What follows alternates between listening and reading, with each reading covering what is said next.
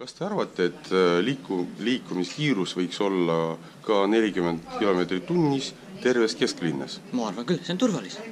Lapsed ja nüüd on juba jalgratas tuli juurde ja mina arvan küll võib-olla. Ja mis te arvate üldse jalakäijate tsoonidest? Jalakäijad tsoonid, natuke liiga vähe on. Võib rohkem olla. Kas te tunnete end turvalisena sealt? Jaa, vahest, mitte iga pool. Ja arvate, et neid võiks rohkem olla? Kindlasti võib rohkem olla. Ja kuidas teile tundub, et kas kesklinnas on liiga palju autosid praegu? Ei usu, seda ma küll. No kesklinn ei ole, nüüd teeb liikuma. Ei ole. Aga mis te arvate linna meetmetest näiteks, et ühistranspordi soodustamine, bussirajade olemasolek, pargi- ja reisisüsteem? Ma arvan, et see on väga tubli organiseeritud. Ise kasutan väga palju ühistransport ja mulle väga meeldib. Ma arvan, linna pool on väga tubli organiseeritud, kõik transportid ja turvaliseks mõtte. Aitäh, väga tubli.